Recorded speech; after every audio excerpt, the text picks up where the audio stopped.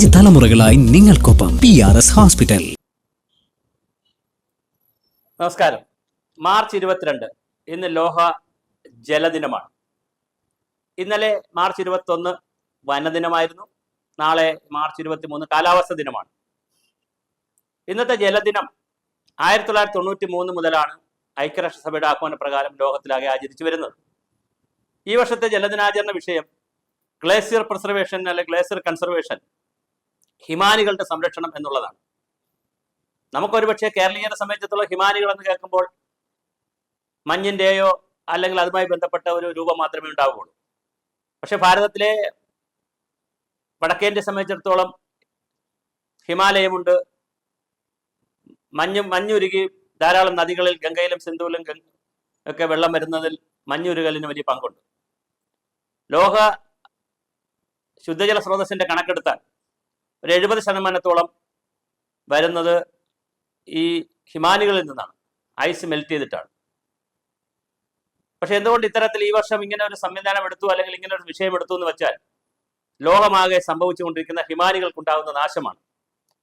2025-2034 കാലഘട്ടം, അടുത്ത 10 വർഷക്കാലം, ഒരു ദശകത്തോളം കാലം ക്രിയോസ്ഫിയറിന്റെ, ക്രിയോസ് എന്ന് പറഞ്ഞാൽ ഗ്രീക്കൻ വാക്കാണ് ഐസ് അല്ലെങ്കിൽ ഹിമാനി എന്നാണ്. ക്രിയോസ്ഫിയറിന്റെ അറ്റ്മോസ്ഫിയർ പോലെ ലിത്തോസ്ഫിയർ പോലെ ക്രിയോസ്ഫിയറിന്റെ സംരക്ഷണത്തിന് വേണ്ടിയിട്ടുള്ള പ്രവർത്തനങ്ങൾ ലോകത്താകെ നടക്കാൻ പോവുകയാണ്.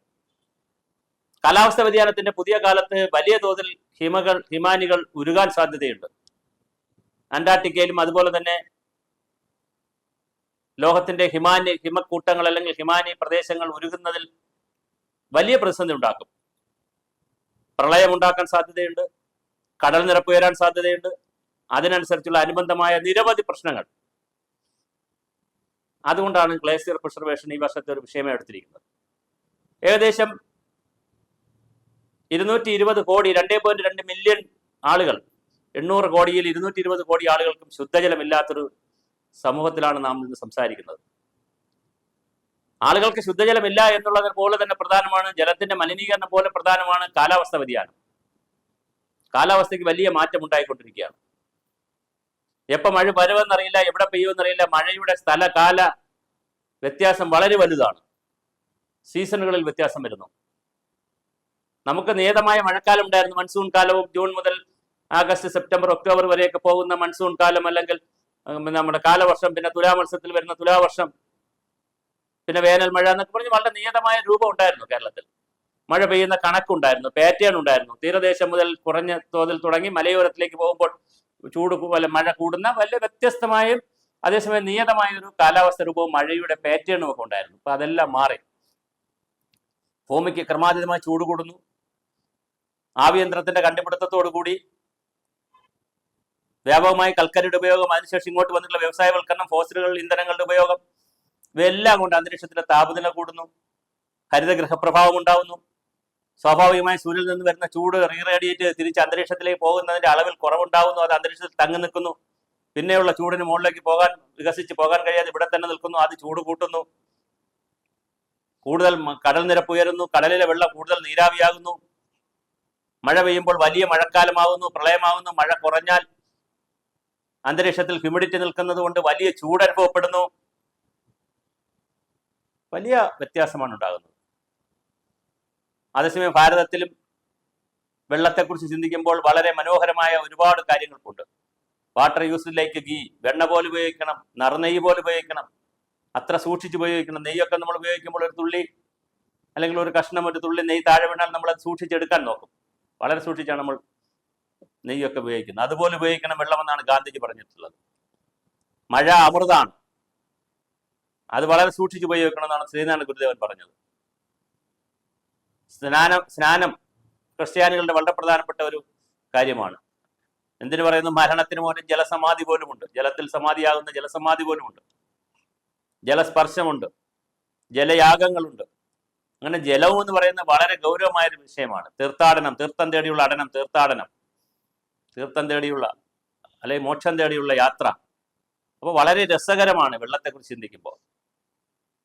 അപ്പോൾ അത്തരത്തിൽ വെള്ളത്തെക്കുറിച്ച് ചിന്തിക്കുവാനും കാലാവസ്ഥ മാറ്റത്തെക്കുറിച്ച് കൂടുതൽ അറിയുവാനും ഭൂമിക്ക് ചൂട് കൂടുന്നതിന്റെ കണക്ക് മനസ്സിലാക്കാനും ഭൂമിക്ക് പനി കൂടുന്നതിന്റെ അളവ് മനസ്സിലാക്കുവാനും മനുഷ്യന്റെ ഇടപെടൽ കൂടി കൊണ്ട് ഭൂമിക്ക് ചൂട് കൂടുന്ന കഴിഞ്ഞ 250 വർഷത്തെ ചരിത്രം പഠിക്കുവാനും അതിലേറ്റവും കൂടുതൽ ഡൈനാമിക്കായി ചലനാത്മകമായി ബുദ്ധിമുട്ടുണ്ടാകുന്നത് വെള്ളത്തിനാണെന്നൊരു തിരിച്ചറിവിൽ കടലിലെ വെള്ളം നീരാവിയായി മേൽപോട്ട് പോയി മേഘങ്ങളാൽ തടഞ്ഞ് വർഷമേഘങ്ങൾ തന്നെ ഉടലുടഞ്ഞ് ഭൂമി തന്നെ ദാഹമാറ്റാൻ പുണ്യമായി എത്തുന്ന പ്രകൃതിയുടെ വരദാനമായ സുഹൃതമായ മഴ നമുക്ക് വേണം. നമ്മുടെ ഭൂഗർഭ ജല സ്രോതസ്സുകളാകെ മലിനമാകുന്നു, ഇല്ലാതാകുന്നു.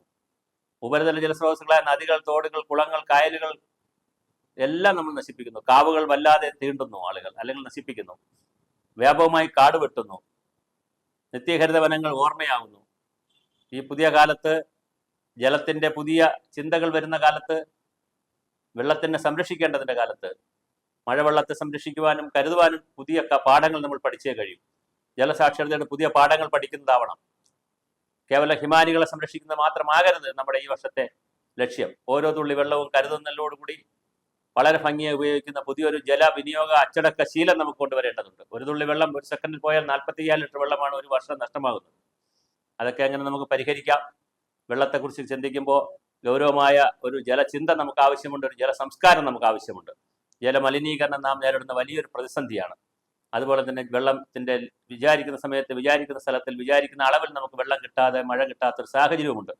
ഇതെല്ലാം കണക്കിലെടുത്തുകൊണ്ടുള്ള വലിയ ജല സാക്ഷരതയിലേക്ക് കേരള സമൂഹത്തിന് പോകാൻ ഈ ജലദിനത്തിൽ കഴിയട്ടെ.